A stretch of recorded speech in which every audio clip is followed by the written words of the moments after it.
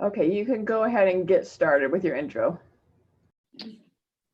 Okay, well, welcome everybody to the Property Tax Virtual Roundtable. This is our second opportunity. We've had a couple of Facebook events, but this is our first kind of roundtable discussion that we're going to have, hopefully with some residents, to explain why it is we're pursuing this initiative and try to defend that position as best we can. And also to more importantly, start getting feedback from our residents to see what kind of questions and concerns they have so we can start building our own kind of city database that answers a lot of those questions. And so I'll start just by thanking everybody that is taking time out of their personal life to log in and listen and provide input on this important initiative. You're joined tonight by your 5 council representatives from District 1, Sabrina Peterson, District 2, Matt Durham, District 3, Paul Fotheringham, District 4, Drew Quinn, and District 5, Dan Gibbons are all on the call this evening. And you'll be getting just a brief explanation on questions we think are important in just a moment, and I'll let them introduce that themselves. So this marks the kind of the halfway point for the city's piece of this initiative. We started this, it's about an 8-month process from start to finish, ending in August. So this is the halfway point where we have made a decision on what we think is an appropriate increase that we're going to take out to the public. And now we need to engage the public, and then we'll go through the budgeting process. It's a difficult thing for our council to do. Nobody that gets into elected office wants to go through something like this, but I think most people understand that costs go up, and periodically you have to increase your revenues to cover those costs, and that's kind of where we are at right now in the city. What I'll do is I'll pass it over to the council members in just a moment and let them talk about what we think are what we're anticipating are going to be probably 5 of the biggest questions that our residents are going to have, and let them just give kind of the 30,000-foot view of those questions. And then we'll move right into kind of a question and answer period with our residents. And when we get to that point, I'll talk a little bit about the ground rules at that time. Stephanie also wanted me to mention that we are on Facebook Live, but we're just monitoring that. So it's just being broadcast there, but we won't be engaging on Facebook Live, just via Zoom. And with that as a brief lead in, we're going to try to get to our citizens as quickly as we can, because that's really what this is all about. But as I mentioned, we're going to start with 5 important questions, and I'll just say that we'll go in this order. It'll start with Matt Durham, then Sabrina Peterson, Drew Quinn, Paul Fotheringham, and then Dan Gibbons. And I'll let them introduce the topics they are going to address. So we'll start with Matt. Go ahead, Matt.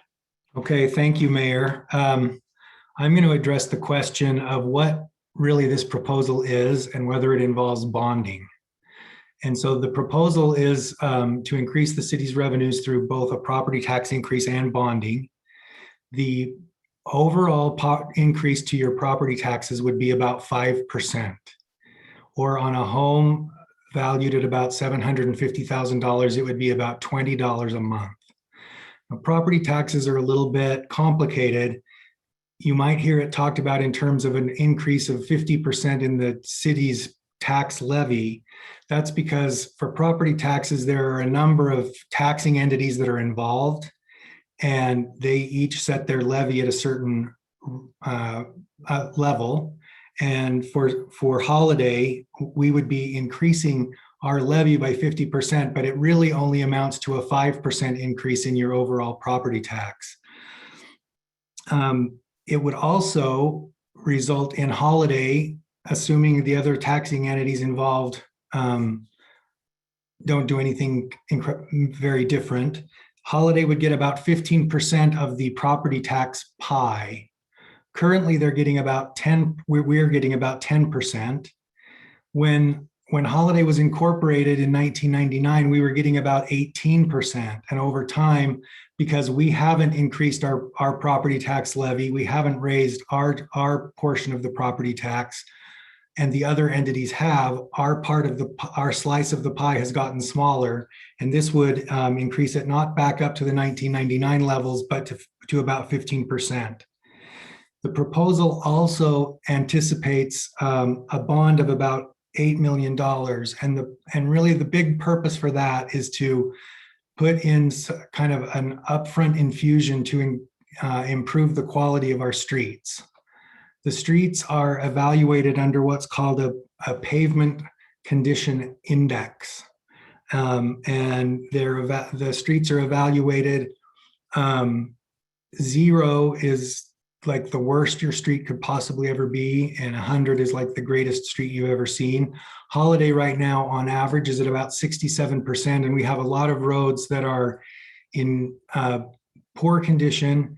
We have some that are close to failing, and this would allow us to increase the PCI or pavement condition index and avoid some of the most costly repairs if those roads failed. And I think Council Member Peterson is going to talk about that issue in a moment. But that basically is that overall structure of the proposal that we're talking about in terms of the mix of property tax and bonding. Okay, thank you. Sabrina. Thank you, Mayor. Thank you, Matt. I am going to focus on the question, why does the city need a property tax increase? Matt was a great segue into a few of the things I'm going to touch on.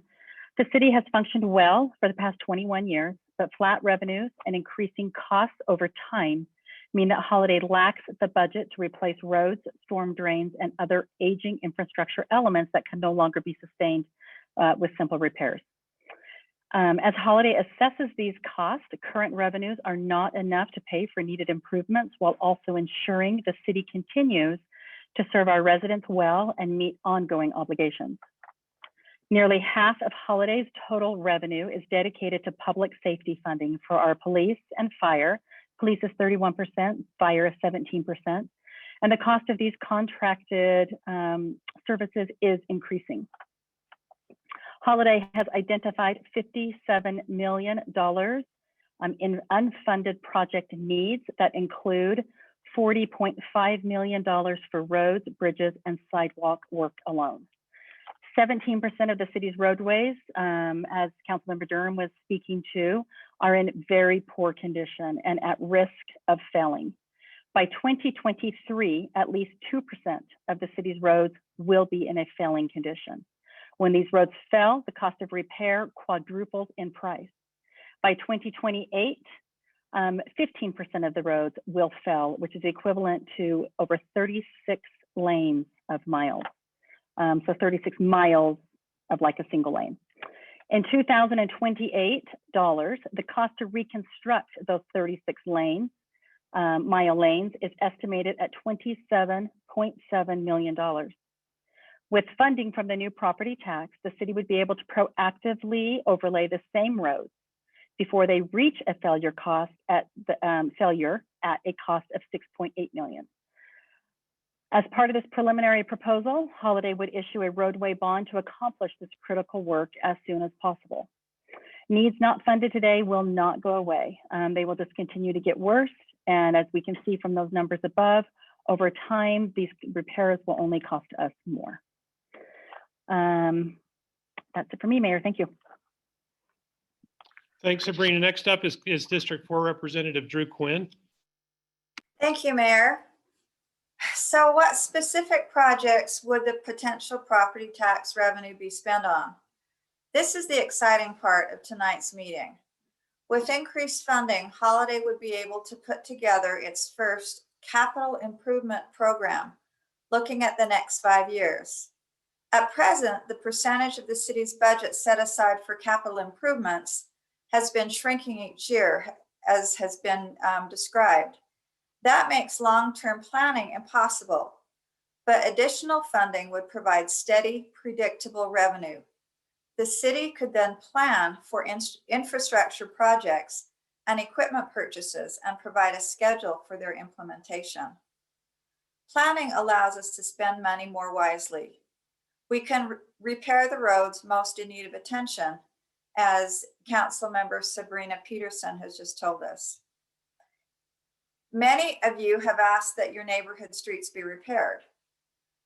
In addition to projects listed by the Citizens Advisory Group, a group of citizens that worked for 2 years identifying the most pressing needs in our city, the others were identified by outreach by the city and identified through surveys and other ways during the past 2 years. They include bike and pedestrian paths, parks, trails, and open space, the city's storm drain system, canals, and arts and culture, just to name a few. Expenses that we don't always think about also need to be included on this list, such as maintenance of our parks and city properties, responding to emergencies such as the hurricane force windstorm that we had last fall, complying with state and federal laws that impact our city, and responding to requests from residents and businesses. Our city manager is busy putting together a list of the specific projects, services, and programs that the potential property tax revenue would fund for the upcoming year. She will present this information at the City Council meeting on May 6th, and we encourage you to tune in for that. Transparency and the use of any potential new revenue is a top priority.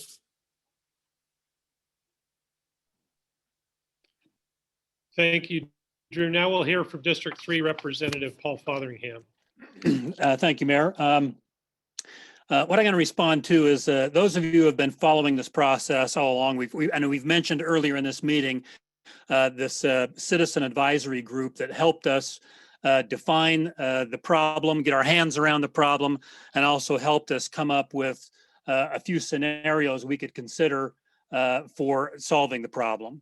And this citizen advisory group has been mentioned all along this process, a group of really great citizens of Holiday, super smart, professional problem solvers who helped us get our arms around this problem. And the end result of the deliverable they gave to us on the city council was some scenarios and a recommendation on one of those scenarios. And the recommendation they made amongst the 3 scenarios they provided was to choose the option they called biggest impact. Now that biggest impact option was the one that came with the higher assessment to at least initial assessment to the citizens of Holiday. And when they finished this recommendation, it came in at about 9% property tax increase for the citizens of Holiday. Now, we've heard previously that the proposal we are going with is closer to 5%.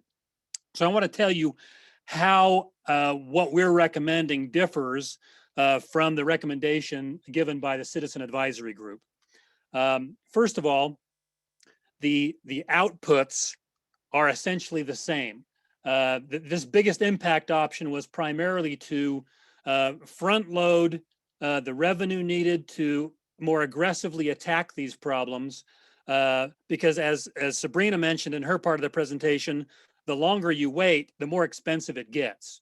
And so to attack this problem in a tepid fashion, if you will, only makes the total cost of these repairs more expensive. So they went with biggest impact, and that's a recommendation that we as a council accepted.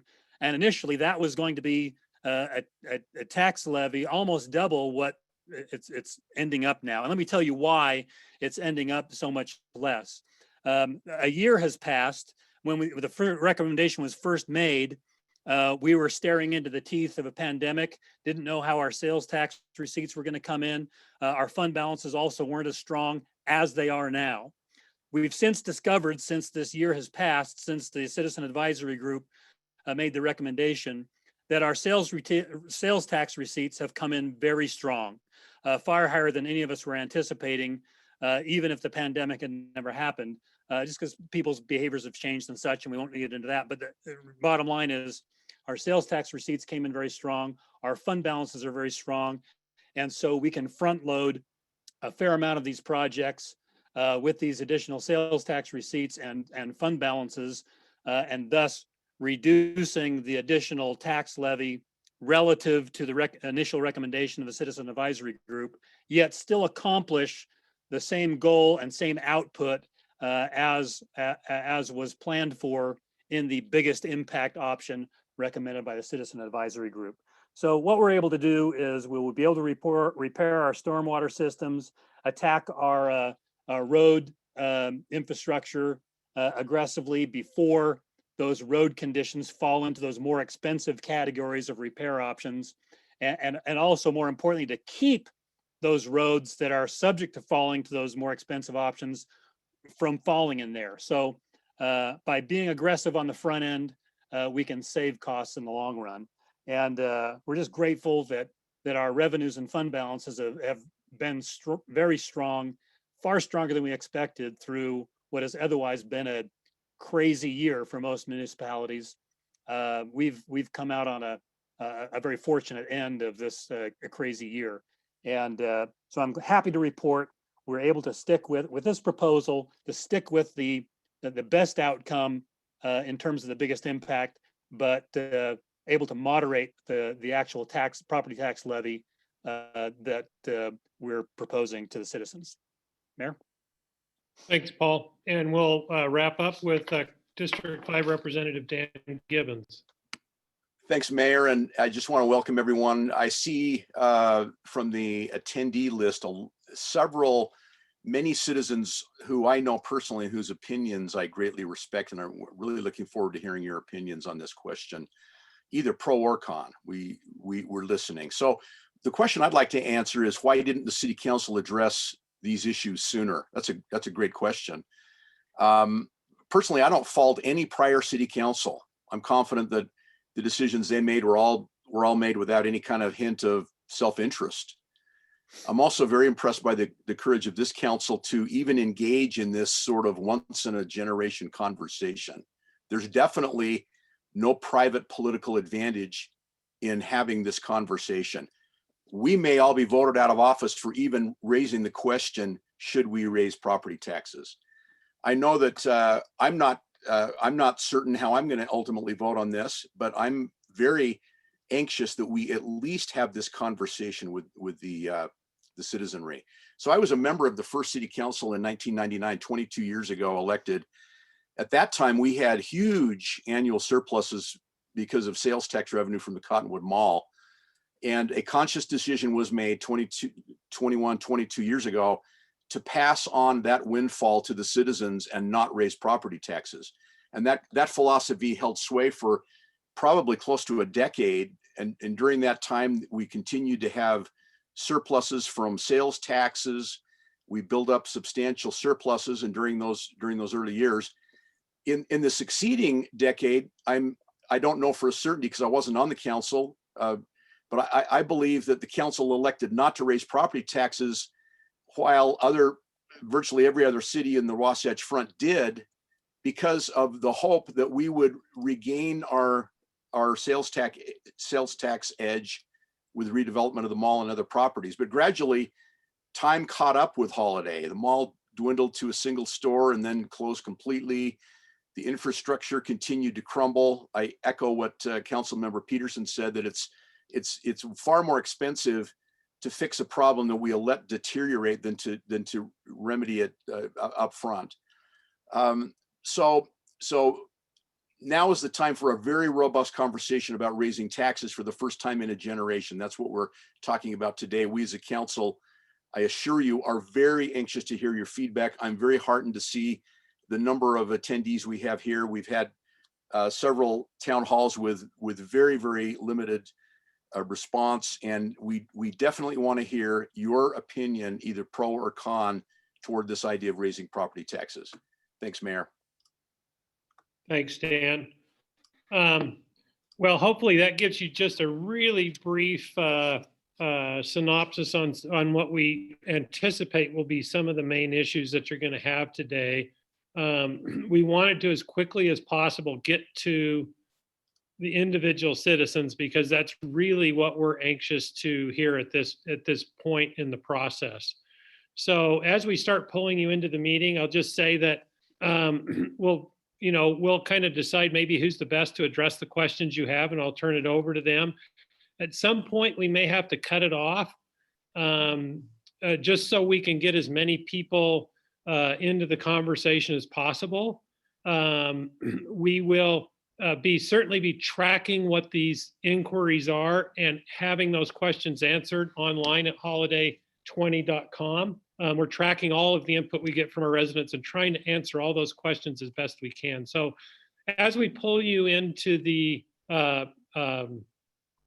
discussion, I think you just have to raise your chat hand, and then Stephanie will bring you in one at a time. If you'd give us your name and address, hit us with your question, and then we'll take as much time as we can before we feel we need to move on to the next question. So Stephanie or any council members, any clarification we need to have before we start the process?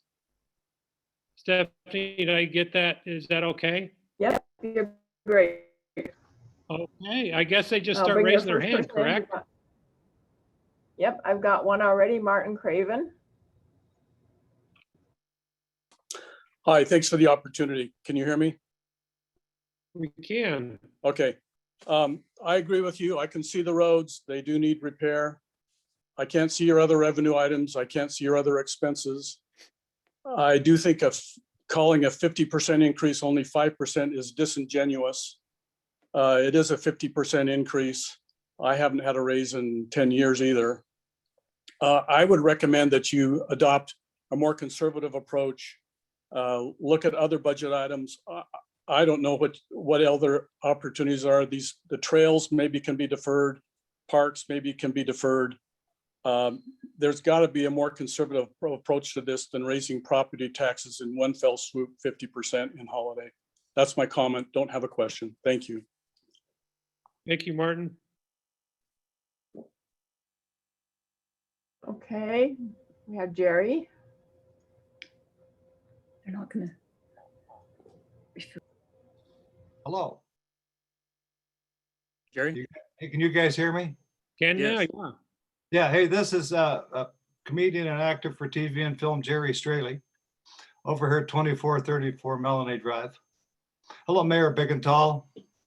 Hello, Paul. How are you? Hey, Hey, I've got a couple of questions for you. First of all, Council Member Gibbons, I doubt you'd be voted out for this. It'd be more like the Ivory Homes debacle to probably get you guys. So anyway, but the thing is I want to talk about is the high density housing we've had since 1999. I've lived here 10 years before we were a city. I can't believe it. But since 1999, we've had a lot of high density housing, those great big condos that are down there by the center of town, what would you call it, by the Armans, if you know the area. And then they've got some across the street from that to the south that they're putting in. And now we're going to get 33 townhomes just where the Apollo Burger used to be. And I'm wondering why aren't these places being considered for these taxes is one of the questions I've got, because it's like, what now we have like, I don't know how many, I'm guessing here, maybe 200 people where 30 people lived 20 years ago. And aren't they going to help support the taxes for all of this? And the other thing is, not only that, but since I've been here, every time I live in a mid-century modern, it's a humble 5-bedroom with a family room, which would be considered a small home here in Holiday. When a house like mine gets bought, it gets scraped. They're called scraper houses. They scrape them down, and then they put in beautiful homes, sometimes too big, but that's another story. But they put these homes in. So why isn't the value of those homes being considered, taxing the very homes who are bringing in this? And also those homes, some of you mentioned the streets are being torn up terribly. We've got construction trucks building these new homes. that are coming through here all the time, and construct huge trucks like this do a lot of damage to the roads. And every house that gets bought and sold in our neighborhood gets torn down, and we get construction trucks. And I've got Noah's Ark being built across Wander Lane from me. It's a beautiful place. They're doing a great job. But one day they had cement trucks all the way up my street. Now, each cement truck is estimated 20 tons of a loaded cement truck. I've got 5 of them up my street. You know, so I feel like the people who are building these big houses with all this construction should kick in a little bit more on this, especially when you mention the streets and the sewer lines, because when they're doing the pounding, they're vibrating the sewer lines, they're vibrating the pipes, they're things like that. So that's another area that I think should be considered. Let me see if I got anything else to yell at you guys about. Oh yeah, one more thing. We're talking about, and you're kind of bragging, and that's a pretty good brag. You haven't raised taxes all this time. And, you know, we did lose the Cottonwood Mall, and why we haven't gotten some kind of mall, whether it be a huge strip mall or stores or something in there, I don't know, but that's another kettle of fish. But here's one. We did get the windfall of moving the liquor store down to a very busy area where our sales taxes from that have increased significantly since that move. And so I'm wondering about, we're getting all that sales tax from that. And so what about the taxes on the condos? And what about perhaps focusing our tax on these people who are bringing in all these big construction trucks, a quadrupling or even more the wear and tear on our streets and infrastructure systems? So do you understand all that? Because that's about it. That was a lot to take in. Yeah. Well, I don't want to get into back and forth on. In terms of the condos, I would take issue with you on calling that high density. I certainly don't think that, it's more than a single family home, but I wouldn't call it high density housing. That would be my first comment. The other is that also people should keep in mind too that if we are adding housing to the housing stock, you're absolutely right that's additional revenue to the city. That's a fair statement to make. But you should also keep in mind that when it is primary residential, it's discounted right off the top. So it's 45% discount off the assessed value when you take in those property taxes. So most administrators will tell you that the residential property tax does not even cover the services that those residences generate in terms of their use. So it's not a huge, I think, net revenue, this is just my own opinion, net revenue producer to the city.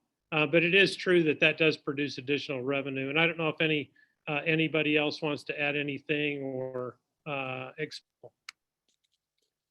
Well, certainly they're not exempted. I mean, Jerry, someone could have heard what you said and thought you meant that the newer housing developments are somehow exempt from property tax, and that's certainly not the case. They'll all be assessed property tax and have to pay their fair share too. So no one gets out of paying their property tax, whether it's new or old housing.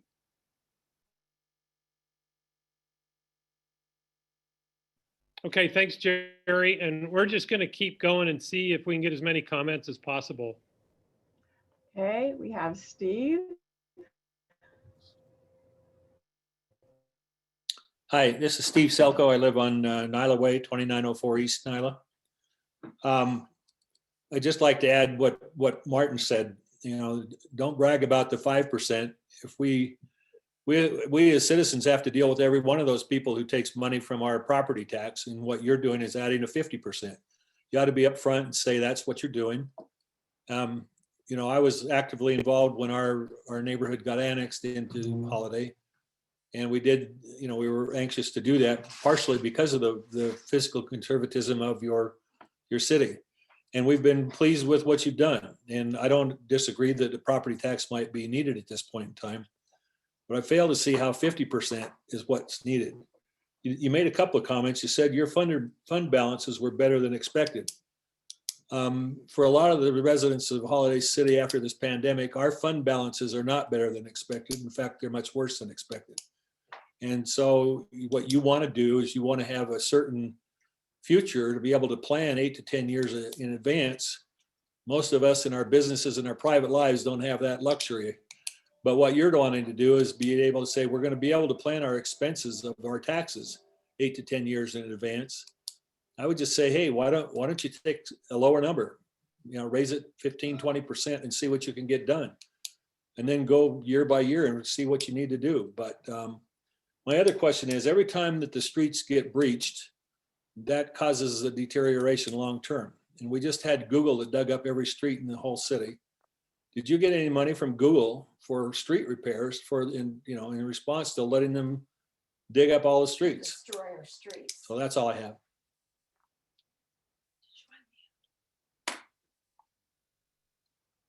Well, it's my understanding, just a quick response, is that as these providers like Google or Questar Gas or Comcast, as they need to dig up a road to fix, to install their product or maintain their product, they're also required to then repair and leave it as they found it.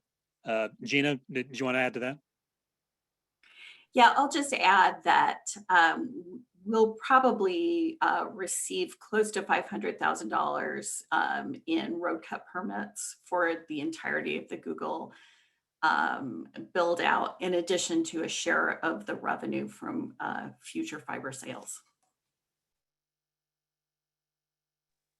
Thanks, Gina. And then the other part I wanted to address was, yes, you're right. We're trying to, when we say 5%, we're not trying to be untransparent about the 50%, but rather just put it in context to the entire property tax bill. So no one's trying to do any sort of funky mirrors or anything. But sometimes the 50%, you can say that it just lacks context, because people generally think of their property tax bill as a whole as opposed to by line item. But yeah, I have no problem saying, yeah, it is a 50% increase. But even with that increase, assuming that's what's adopted, we'll still be well under most of our neighboring cities relative to a $500,000 or $750,000 home. So we're also very much in context with our neighboring cities, even after that increase. And some of the other options that our citizen advisory group helped us look at, these scenarios that include property tax increases of maybe only 25% instead of the 50%. Yeah, we could do that, but it would then require more frequent increases after the fact, frequent larger increases after the fact.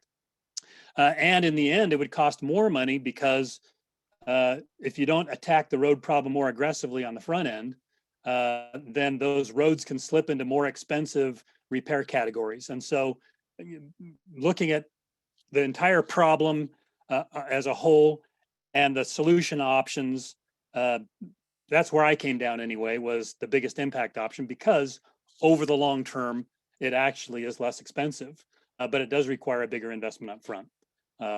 But I feel what you're saying. We've looked at this for a long time, not just ourselves, but our citizen advisory group as well.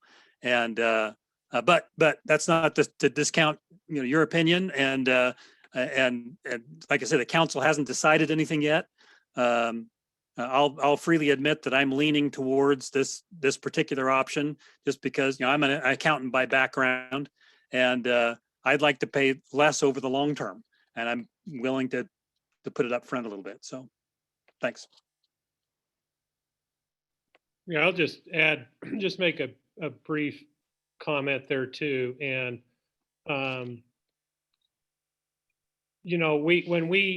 we incorporated in 1999, and Matt mentioned this in his lead in, the holiday piece of the property tax pie was 18%.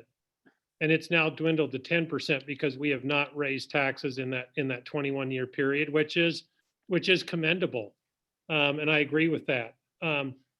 This will be my 8th presentation on May 6th that the city manager presents a tentative budget to the council. And in every one of those presentations, to include the very first by Randy Fitz in 2014, my first year when I sat as a member of the council, he led in with, we can get by this year, but this will be the last year. You can't keep running the city like this.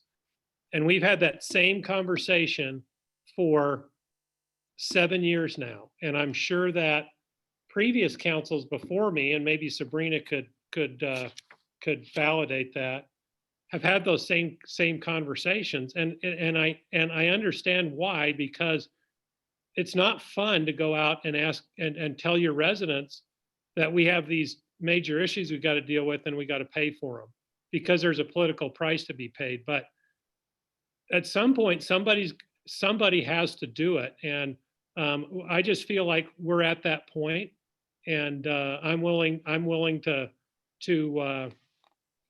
express these realities to our residents about the challenges we're facing, and ask them what kind of city they want in 20 years and how far they're willing to go in terms of paying for that. And that's really kind of what this is all about at this point. And we'll move on to the next person, Stephanie. Okay, Kathy.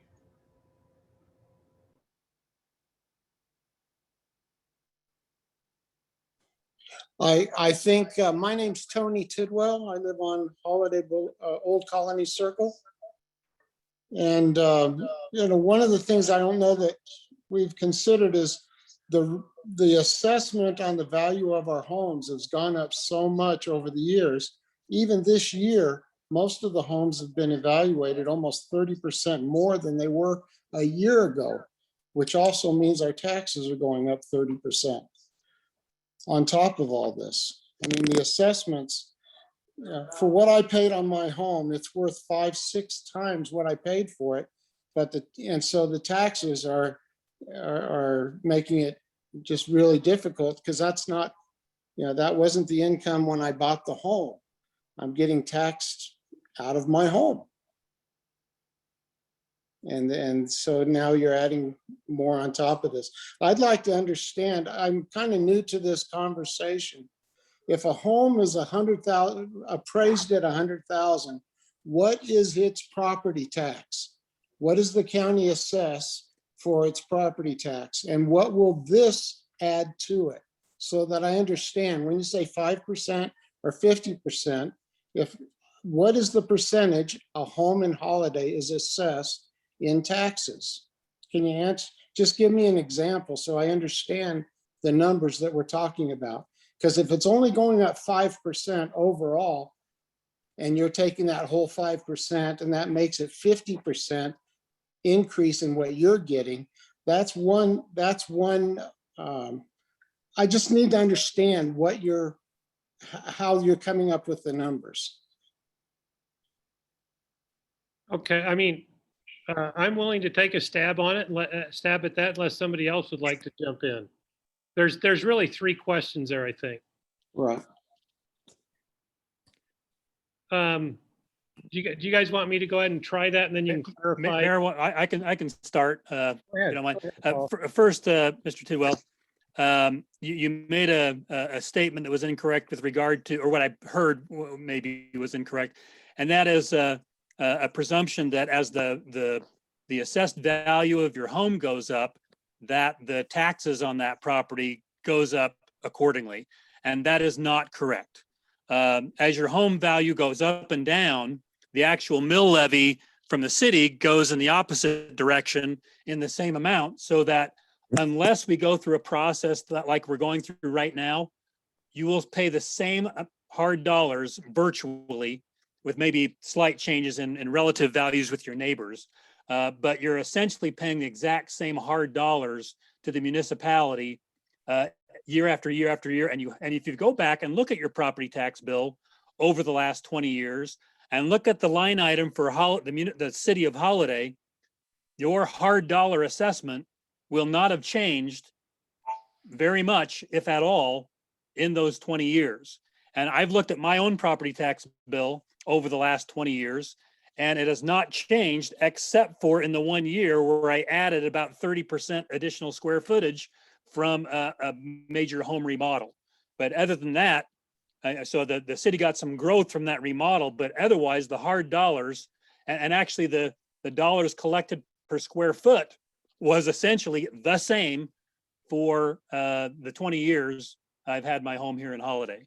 And so that's the first piece of the argument I'd like to push back against, is that the city gets more value in property taxes from your home based on the change in the assessed value of your home. That's just not correct.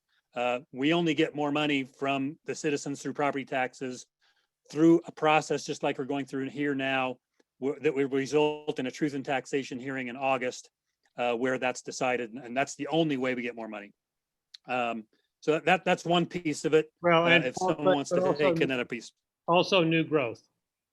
New growth, as Jerry had stated, when we get new additions, that's also additional revenue. That's all but in there. But I mean, to this an individual citizen, it would not have gone up. That's right. Okay, keep going. Yeah, okay. All I know is every year I get an assessment and my taxes go up every single year, and it's about 4 times what it was when I bought the home. So not from the city of Holiday. Virtual dollars, okay. But maybe money's 4 times less valuable than it was then. So, okay, go ahead. No, I think what Paul was saying is it's entirely possible that your taxes have gone up, but not because of the city of Holiday, not because they raised your taxes or that they're getting more money. I understand Holidays immune. Okay. And I also liked the way, Tony, that you described it, where you said maybe it results in a 50% increase in what Holiday is getting, but only a 5% increase in the overall tax. I think that is maybe more clearly stated than the way I said it, but I think that's accurate. Okay. If I could chime in too, Tony and others who are listening, I actually am very, very persuaded by individuals who are on a fixed income and have lived for a long time in this beautiful community. We do have some very, very wealthy people who live in Holiday, but I think most of us are of fairly modest means, and a lot of us are now or will live on fixed incomes. And so to see that property tax rise over and over again, I think those who are in the workplace probably keep pace with sort of overall inflation that affects salaries and property values and goods and services. But when you're on a fixed income, I am actually very persuaded that's a great argument for the city council to be cautious. And Tony, I really appreciate that perspective.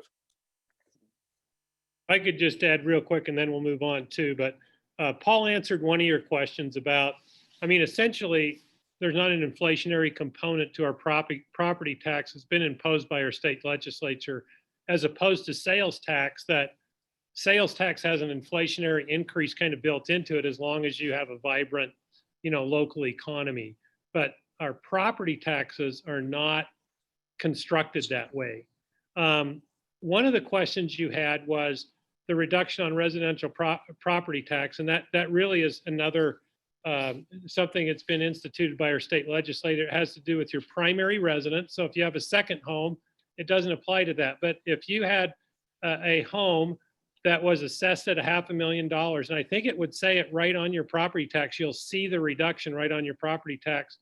You will see that multiplied by 0.45 or 0.55 rather, I would think, as a 45% reduction in your value right off the top before your mill rate is applied.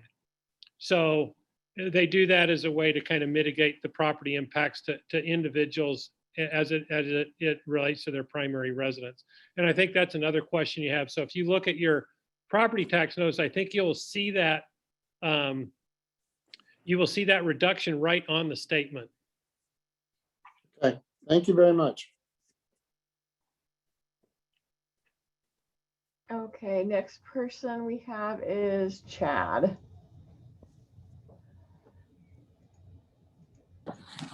Hi, this is Chad Iverson, 2075 Pheasant Way. I think there's been some great inputs both by all of you council members and also the citizens. One of the items I have, I mean, you've mentioned your piece of the pie is smaller, and I think that is a huge problem.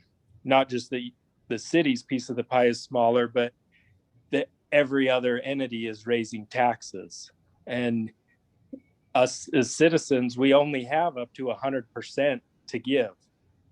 And our percentages keep getting higher and higher every year. And I get where the city is coming from and needing to try and keep pace with these revenues. But Councilman Gibbons mentioned people on fixed incomes. And I see in our neighborhood, people that have been here 40, 50, 60 years, and they've owned their home outright for decades, and they can't afford to live here because of their property taxes. I mean, they own their home. Well, we can't even say they own it outright because of taxes, but I get really concerned about what we're doing to our community. And I also wonder what your pro formas or estimates are for future revenues on like Holiday Hills and the Crosswoods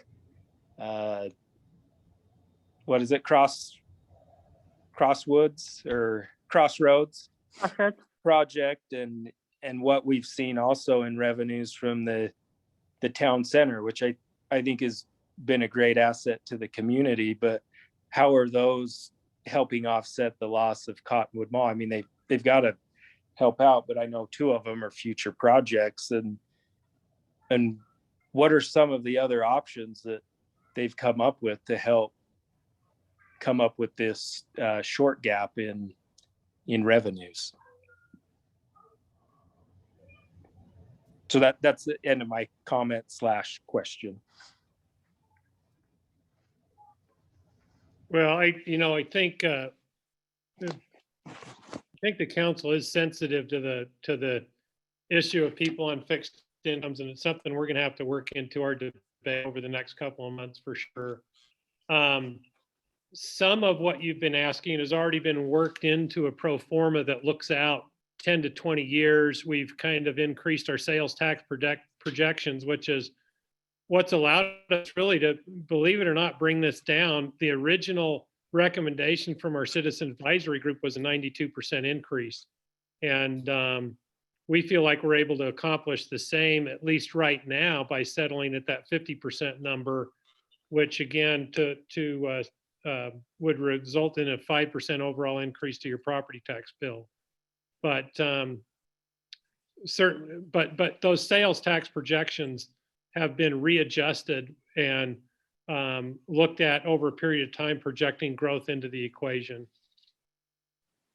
Mayor, if I could chime in too, in response to Chad, and even though we actually, I believe, have some good pro formas, but it is such a volatile task to predict the future, and especially in the current sort of economic paradigm where sales tax, for example, is such a moving target with brick and mortar sales diving and online sales going up. We actually have seen an increase in online sales tax revenue during COVID, which has been surprising to us. And we don't know we don't know how permanent that is. We don't know what's going to happen when things largely reopen. And so it is difficult to nail down the future in a pro forma.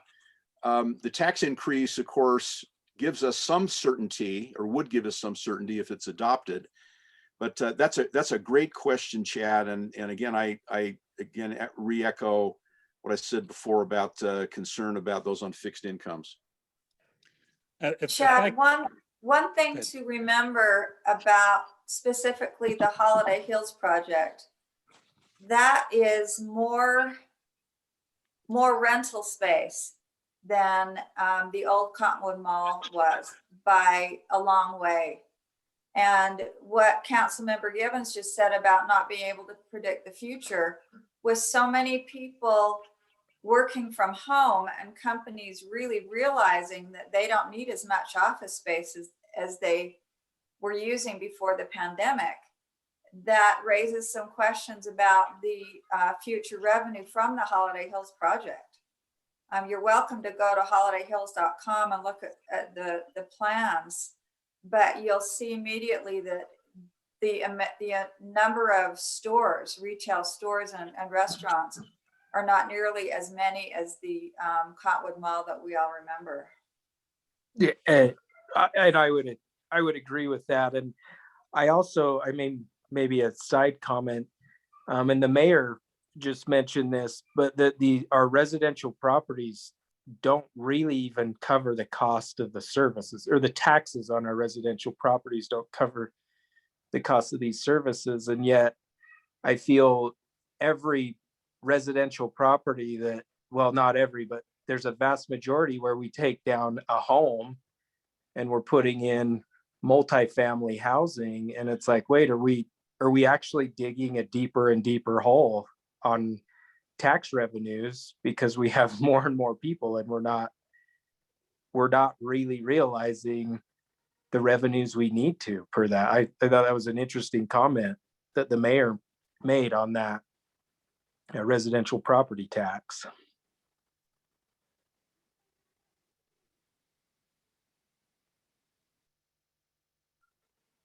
Okay, let's keep moving, Stephanie. Okay, we've got Juan. Hello, my name is Juan Arce Loretta. I live at 5477 South Cottonwood Club Drive. I just frankly want to say thank you to the city, and I appreciate the thoughtful process that you guys have gone through to make this hard decision. I'm sure that you all probably feel like you're going to take a beating, you know, or you already have taken a beating through this, but I appreciate that you guys are trying to do the right thing. I've had more than one experience where I've seen the infrastructure failing. I almost drove my Vespa into a sinkhole at the intersection of Cottonwood Lane and Walker Lane, literally almost into a, you know, huge hole.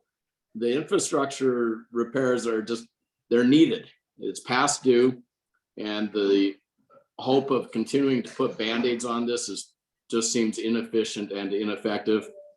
I appreciate that taxes, some view are a big burden, but frankly, taxes is a part of living in a great community, and I'm willing to pay my share. It's not going to be a small portion, but we love our neighborhood. We like most of our neighbors, and I thought your next door neighbor, Juan. Do you like your next door neighbor? most of all. Yeah, the Jason and Courtney Hawk are amazing, but no, you know, I'm not just saying this because Rob lives near me. I really do appreciate everything that you guys do and everything you've done, and again, the process that you've gone through over a long period of time to try and make these tough decisions. Our taxes went up by, our valuation went up by probably 15-20% just a year ago. And you know, that's a big bite into our monthly income, but we're still willing to pay our share. And again, thank you guys for what you're doing. No questions, just thank you guys. Thanks, Juan. Okay, Chris Robinson.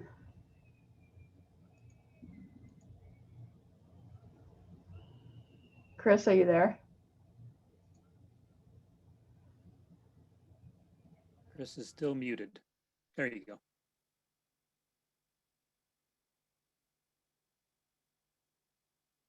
Chris, can you hear us? Okay, we're gonna hold off on him for a minute, or her, Her. sorry. That's my And friend go Chris to Robinson.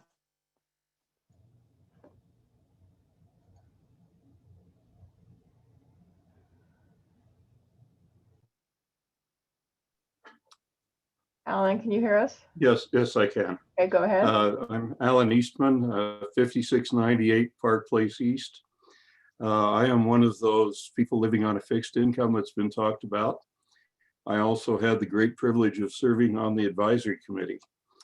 And if those who have questions would like to see some of the things that the advisory committee considered and went through, that is available, I believe, on the city website.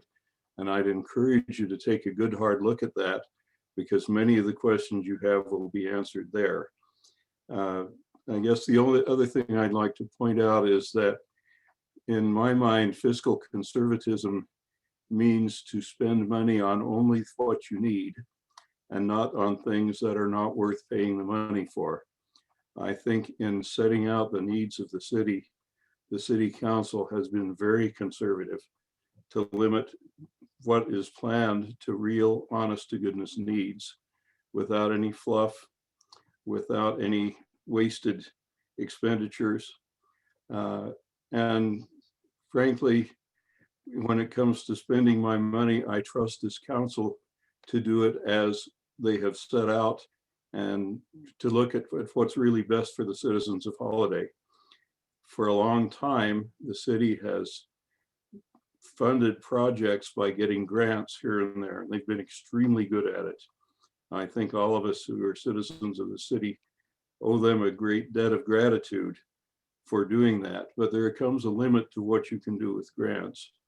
Hence the recommendation of the advisory committee, which I stand by even after letting it sink in and sit for a while. And I appreciate the opportunity to have served, and I hope everybody will look carefully at these proposals. The mayor and the council have done a good job cutting down our recommendation and being able to get the same amount of good things for the city out of less money than we had originally recommended. I think that's really laudable. I commend them for it. Really, that's all I have to say. Thank you for the opportunity. Alan. Thank you, Alan. I'm going to say that the website that he was referring to, you can get a link on our city website, or you can go to www.holiday20.com to see the recommendations. It's a great resource to see those recommendations and what the city has been counseling or taking into consideration, and what that advisory council put together. Thank you, Alan, for your service on that. Okay, let's see if we can get Chris. Chris, are you there?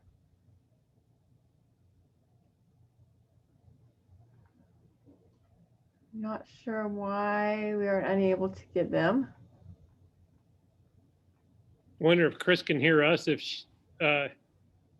they want to, can they play something in the chat? Yes, they can. So if you can hear us, if we can't hear you for whatever reason, but there's a chat box.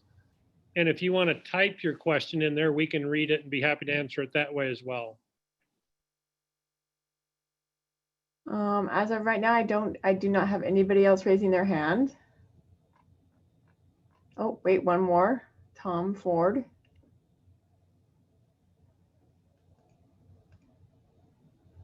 Tom, can you hear us?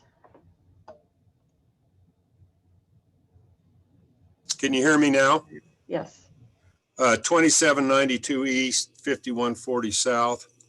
I've got a question on the storm sewer assessment. Does the money go to the general fund, or is it held strictly for storm sewer repairs? Or is this just an additional tax that hasn't been collected that you can go after? No, that is an enterprise fund. So it actually has to have a separate account set up for it. And those funds flow into that account, and those funds have to be expended for that purpose. And hopefully, Gina, I am communicating that properly. So an enterprise fund is a separate guarded fund. Gina, do you want to, did I get that right? You got it exactly right. Okay. Okay, thank you. You're That's welcome. all my question.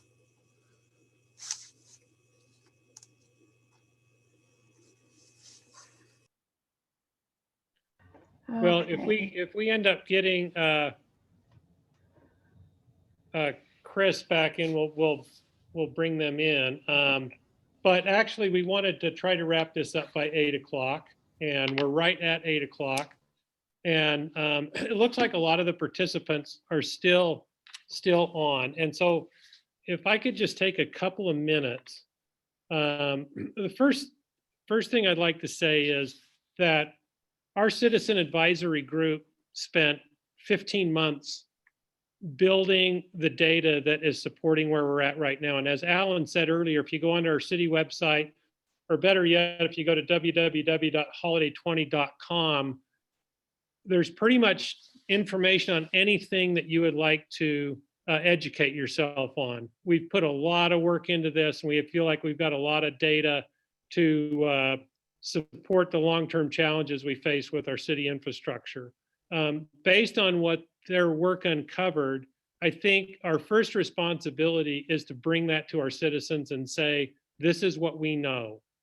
Our second responsibility is to look at where we have come over the last 20 years.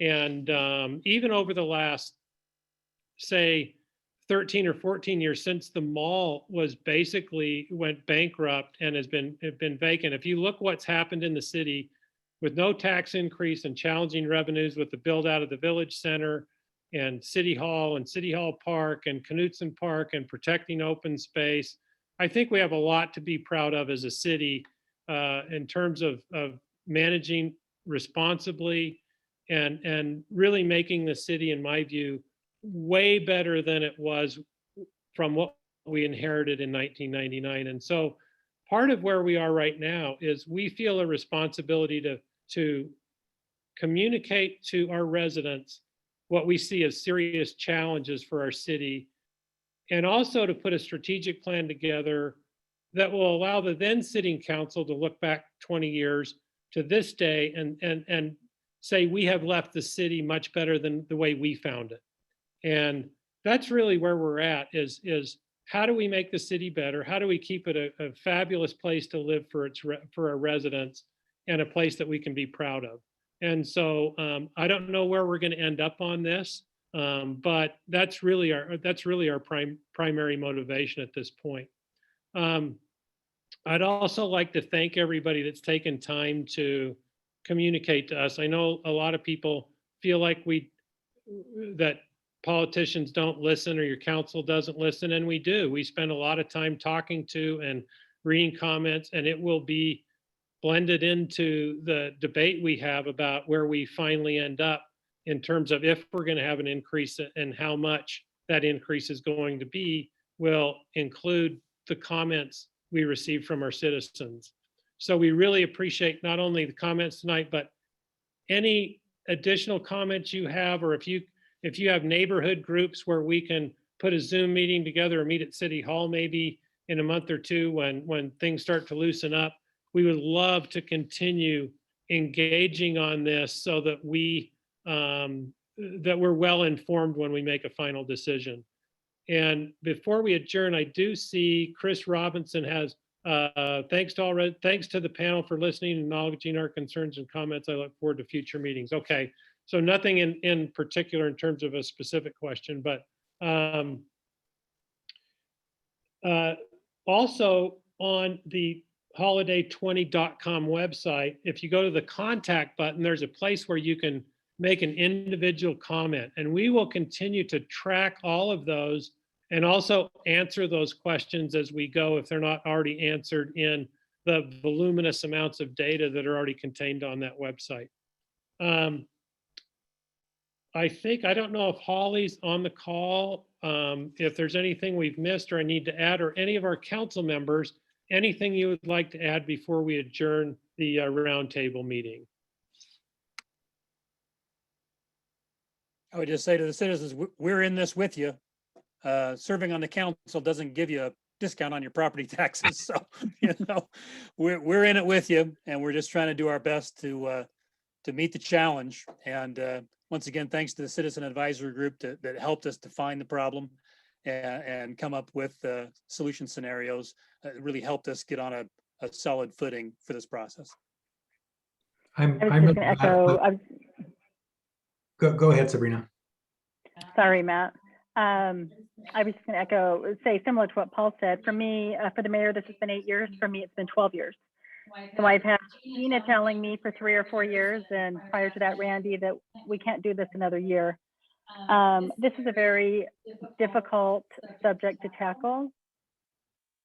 So, and as Paul said, it does affect the council members as much as it does the residents. We are in this with you. This affects our property taxes just like it does yours. I do want to thank the advisory board, but I also want to thank the residents. This has been handled so professionally and so well by all of you. And I really appreciate the positive comments, the feedback, the suggestions, the opening up and sharing, your personal finances with us and letting us know what works and doesn't work for you. And all of those comments will be taken to heart, and we couldn't do this without you. So thank you very much. I just want to point out how gratified I am to see so many people participating tonight, and there really were some interesting thoughts and ideas that I hadn't really thought of before. It's really helpful to have this kind of a meeting and hear from the residents, and I'm grateful people took the time to do that.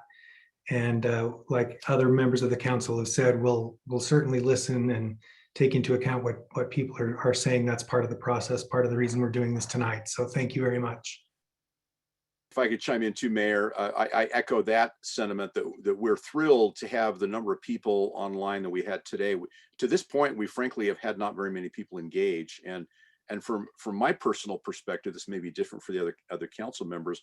I've had virtually no one speak to me in a negative way about this proposed tax increase, which has been shocking to me. I would have expected pitchforks and torches through the streets, but to this point, I've only heard positive things from the few, admittedly, residents who've contacted me.